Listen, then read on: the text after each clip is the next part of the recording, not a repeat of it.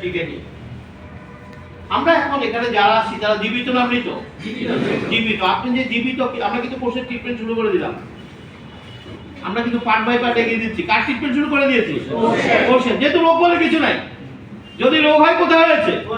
Treatment তো কোষের হবে। আসুন তাহলে আমরা যখন এই কোষ, আমরা যখন কোষের ট্রিটমেন্টটা কিভাবে হবে, আমরা জীবিত আছি কিভাবে বুঝবো? এই যে আমরা শ্বাস নিচ্ছি, আসলে আমরা যে জীবিত এটা বুঝেছি মৃত মানুষ দেখে।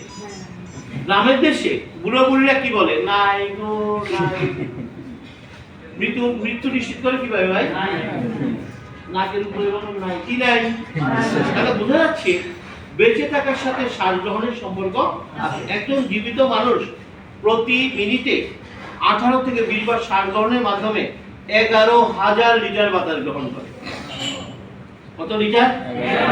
11,000 লিটার। আপনারা বুঝেন না, যেহেতু আমরা তেল গ্যাসের মতো কিনতে হয় না, এই জন্য আমরা হিসাব রাখি না, কিন্তু আসলে বিজ্ঞান বলছে আপনি কিন্তু টুকটুক করে 11,000 লিটার বাতাস। তো বাতাসে কি ছিল? হাইড্রোজেন ছিল, অক্সিজেন ছিল, নাইট্রোজেন ছিল, অনেক কিছু ছিল। কিন্তু আপনার বডি সিস্টেম শুধু বাতাস থেকে অক্সিজেনটা রেখে বাকিটা আবার কি করেছে? একটা শ্বাস নেন সকলে, কি হচ্ছে ঘটনা দেখেন। এই যে শ্বাস নিলেন 11,000 লিটার, সেখান থেকে 550 লিটার অক্সিজেন বডি ধরে রাখে। বাতাসে কি ছিল? শুধু সে অক্সিজেনটা ধরে রেখেছে। এই যে সবাই নেন একটা শ্বাস, বুঝেন নাই তো? ওই মৃত মানুষ ওই ছোট্ট একটি কাজ করতে পারে না। জোরে একটা হাতে, আর কোনো কাজ নাই। ওই মৃত মানুষ ওই একটা কাজ করতে পারে না, আর কোনো কাজ। তাহলে কি দাঁড়ালো? আমি বাতাস নিলাম, বাতাসে হাইড্রোজেন অক্সিজেন সবকিছু ছিল, কিন্তু বাতাসটা আমার বডিতে ঢোকার পর সে অক্সিজেনটা রেখে বাকিটা আবার কি করেছে? আমরা বলেছি আমাদের দেহটা হলো সেল দিয়ে তৈরি, রাইট? প্রতিটি সেলের একটা নির্দিষ্ট কাজ আছে। খুব মনোযোগ দিয়ে শুনবেন। প্রত্যেকটা সেলের একটা নির্দিষ্ট কাজ, তার কাজ বাকিরা শেয়ার করে। প্রত্যেকের কাজ বাকিরা কি করে? শেয়ার করে। তো রিভার্স, একটি কোষ যদি দায়িত্ব পালন না করে এফেক্টটা কোথায় পড়বে? হোল বডিতে গিয়ে পড়বে। কথা কি বুঝে গেছে না বুঝেন না? প্রত্যেকটা কোষের একটা নির্দিষ্ট কাজ আছে, তার কাজ বাকিরা কি করে? শেয়ার করে। তাহলে একটা কোষ যদি দায়িত্ব পালন না করে এফেক্টটা কোথায় পড়বে? হোল বডিতে গিয়ে পড়বে। এটা কেন বলছি জানেন? এই যে আমাদের ডাক্তার সাহেবরা এক গাদা টেস্ট দেন, এই টেস্ট ওই টেস্ট, সে দিয়ে কি বের করার চেষ্টা করেন? কার সমস্যা বের করার চেষ্টা করেন? আসলে আলটিমেটলি তিনি সেলের সমস্যা দেখার চেষ্টা করেন। তাহলে এই যে তিনি সেলের সমস্যাটা দেখলেন, কি দিয়ে দেখলেন? অনেকগুলো টেস্ট দিয়ে। আচ্ছা বলুন তো দেখি, এই যে সেলের সমস্যাটা উনি দেখলেন এবং সেটা বের করলেন, উনি কি সেলের কোনো সমাধান দিতে পারবেন? সমাধান দিতে পারবেন না। এই জন্য এই যে উনি অনেকগুলো টেস্ট দিয়ে দেখবেন কি করে। আচ্ছা ঠিক আছে, উনি একটা সমস্যা দেখেছেন, বাট এই সমস্যার উৎপত্তি কোন কোষটা দায়িত্ব পালন করেন এটা কিন্তু তার পক্ষে দেখা সম্ভব। কিন্তু উনি টেস্ট করে একটা প্রবলেম দেখেছে, কিন্তু এই প্রবলেমের পেছনে কোন কোষটা দায়িত্ব পালন করে, কে দায়িত্ব পালন করেন, এটা কিন্তু দেখা সম্ভব। এই জন্য দেখবেন কি করে অনেকগুলো টেস্ট দিয়ে, আচ্ছা ঠিক আছে যান ঘুমাই থাকেন, অনেকগুলো দিলেন ঘুমাই থাকেন, 15 দিন পরে দেখা করেন। কারণ কি? কারণ হচ্ছে যে আসলে সমস্যাটা যদি তুমি দেখেন, এর পেছনের কারণটা কিন্তু তার পক্ষে আবিষ্কার করা সম্ভব না। কারণ কোন কোষটা দায়িত্ব পালন করে, এই কারণে এটা বলছি যে কোষের প্রত্যেকটা কোষের একটা ফাংশন আছে। আসুন, এই যে বাতাসটা প্রকৃতি থেকে ঢুকলো লাঙের কোষগুলোকে বলা হয় অ্যালভিওলি সেল। কিসের? প্রত্যেকটা কোষের একটা নাম আছে, মনে রাখবেন, অ্যালভিওলি সেল। লাঙের কোষগুলোর নাম হচ্ছে অ্যালভিওলি সেল। তাহলে বাতাস থেকে অক্সিজেনটা ধরার দায়িত্ব কার? এই যে শুরু হয়ে গেল, এই যে প্রথম কানেকশন, প্রথম দায়িত্বটা পালন করেছে অ্যালভিওলি সেল। জোরে একটা হাত তালি। অ্যালভিওলি সেল প্রকৃতির সাথে প্রথম কানেকশনটা, এই যে ফার্স্ট কানেকশন। এরপরে কি হলো? এরপরে সে কি করলো? ওই অক্সিজেনটা কোথায় গেল? সারা শরীরে রক্ত জালিকা দিয়ে বেষ্টিত আপনার। এই রক্তনালীর উৎপত্তি হার্ট থেকে উঠে এটা সারা শরীরে জালের মতো বিস্তৃত হয়ে আবার হার্টে ফিরে এসেছে। পুরো রক্তনালীকে যদি লম্বা করা হয় এর দৈর্ঘ্য হবে প্রায় 1.5 লক্ষ কিলোমিটার। আপনার বডিতে রক্তনালীর দৈর্ঘ্য কত কিলোমিটার? এটা উঠেছে হার্ট, আবার ফিরে এসেছে কোথায়? তাহলে এই রক্তনালী কি আমার লাঙের উপর দিয়ে গেছে না? ব্রেনের উপর দিয়ে গেছে না? সারা শরীরের প্রত্যেকটা অঙ্গ প্রত্যঙ্গ টাচ করে আবার হার্টে ফিরে এসেছে। আসুন, লাংসে অক্সিজেনটা ধরে সে কি করেছে? সাথে সাথে তার নিকটবর্তী রক্তনালীতে পাস করে দিয়েছে। একটা শ্বাস নেন, কি হচ্ছে ঘটনাটা? এই যে অক্সিজেনটা ধরে সাথে সাথে সে ব্লাডে পাস করে দিয়েছে। আবার নেন, এর পান্নাই তো গ্যাপটি বেশি আছে। এই যে অক্সিজেনটা ধরে সাথে সাথে কোথায় পাস করে দিয়েছে? কিভাবে? ওই যে তার উপর দিয়ে যে রক্তনালী গিয়েছে, রক্তনালীতে অক্সিজেনটা পাস করে দিয়ে বাকিটা আবার রিভার্স করে দিয়েছে। তাহলে শ্বাস নেওয়ার পরে অক্সিজেনটা ধরলো কে? অ্যালভিওলাসে। সে অক্সিজেনটা কি করলো? ব্লাডে পাস করে দিল।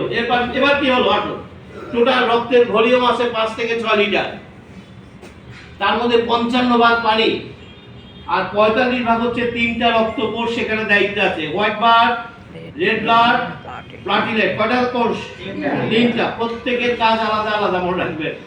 ওই রেড ব্লাডকে দায়িত্ব দিয়েছে লাংসের যে অক্সিজেনটা ধরে ব্লাডে পাস করবে, তোমার কাজ হচ্ছে অক্সিজেনটাকে ধরে ফেলা। তাহলে আবার একটা শ্বাস নেন, কতগুলো কাজ হয়েছে দেখেন। লাং অক্সিজেনটা ধরেছে, ব্লাডে পাস করেছে, সাথে সাথে রেড ব্লাড অক্সিজেনটা কি করেছে? টোটাল ঘটনাটা সংঘটিত হয় 1 সেকেন্ডে 1000 ভাগের 1 ভাগ সময়ের মধ্যে। এরপর নাই তো ওই মৃত মানুষ এই ছোট্ট 1 সেকেন্ডের একটি কাজ করতে পারে, এই জন্য সে মৃত। জোরে একটা হাততালি চাই, এই জন্য মৃত।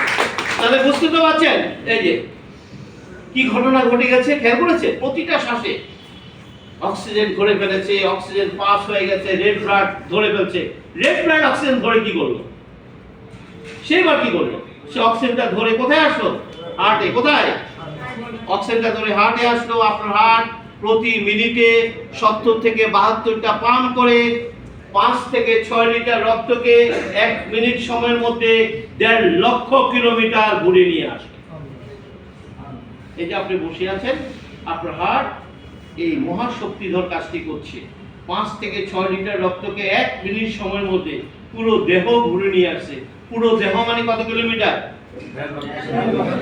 কিছু বুঝছেন না? বুঝেন ভাই, এটা আধুনিক প্রযুক্তির মেশিন, এটা আধুনিক প্রযুক্তির ওটা সেটা দেখলে আপনি অবাক হয়ে যান। বিজ্ঞান দেখেছেন?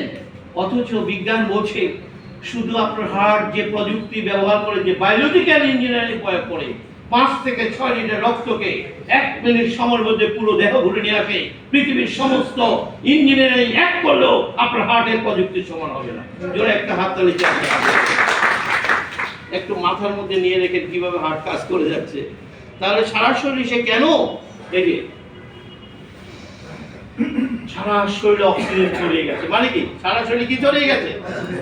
সারা শরীরে অক্সিজেন চলে গেছে। বিজ্ঞান বলছে মাত্র 1.5 মিনিট যদি আপনার কোষ অক্সিজেন না পায়, আপনার কোষের মৃত্যু ঘটবে। কয় মিনিট?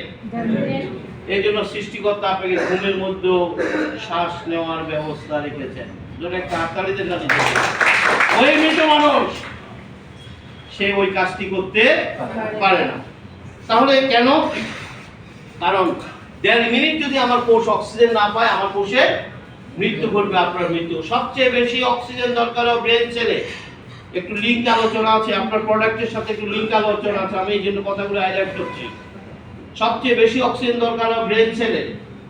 বলছে মাত্র 4 মিনিট যদি আপনার ব্রেন অক্সিজেন না পায়, আপনি স্ট্রোক করে যাবেন। মাত্র 5 মিনিট যদি আপনার হার্ট অক্সিজেন না পায়, আপনার হার্ট অ্যাটাক হয়ে যাবে। এই জন্য হার্ট অ্যাটাক এবং স্ট্রোকের রোগীদেরকে ডাক্তাররা বাঁচাতে কম পারে। কারণ কি? যখন অক্সিজেন লেভেল কমতে থাকে, সবচেয়ে বড় ঝুঁকিতে কে থাকে? কেন ঝুঁকিতে থাকে? সবচেয়ে বেশি অক্সিজেন কার দরকার? ব্রেনের দরকার। ব্রেন ঝুঁকিতে থাকলে আপনার সমস্যা কেন হতে পারে? কারণ ব্রেনকে বলা হয় অথরিটি অফ দি বডি। ব্রেনের ইশারায় হোল বডি পরিচালিত হয়। হাতের আঙ্গুল নড়বে না, চোখের পাতা নড়বে না, ব্রেনের কমান্ড ছাড়া বডি পরিচালিত হয় না। এই জন্য ব্রেন সেল যখন ড্যামেজ হয়ে যায়, একজন মানুষের মৃত্যু ঘটে। তাহলে ব্রেন সেল ড্যামেজ হয়ে ডাক্তারের অভাবে না অক্সিজেনের অভাবে? জোরে বলেন না, কিসের অভাবে? কি ব্রেন সেল কি ডাক্তারের অভাবে ড্যামেজ হবে না অক্সিজেনের অভাবে ড্যামেজ হবে? অক্সিজেন। তাহলে আমরা আসেন না, একজন মানুষের মৃত্যু ঘটে ডাক্তারের অভাবে না অক্সিজেনের অভাবে? কিন্তু আমরা বলি কি, ইস সময় মতো যদি বাবাকে একটু ডাক্তারের কাছে নিতে পারতাম। আবার রোগীও বলেন, ডাক্তারও বলে টাইমলি কেন নিয়ে আসলেন না? সবই ভুল। আপনার মৃত্যু আইসিইউতে হোক, ডাক্তারের কাছে হোক, বাসায় হোক, মৃত্যু ঘটবে কিসের অভাবে? কথা বলেন না কেন? মৃত্যু কিসের অভাবে ঘটবে? যখনই আপনার বডি অক্সিজেন হারিয়ে ফেলবে তখনই মৃত্যু ঘটবে, সেটা আইসিইউর ভিতরে হলো। এই যে আইসিইউর ভিতরে ডাক্তার মৃত্যু নিশ্চিত করে কেন? উনি তো ভিতরে অক্সিজেন খাইতে পারেন না, আমরা কি করব? আইসিইউতে কেন মৃত্যু হলো? কি খাইতে পারেন নাই? কারণ অক্সিজেন না খেতে পারলে বাঁচার কোনো সুযোগ নেই।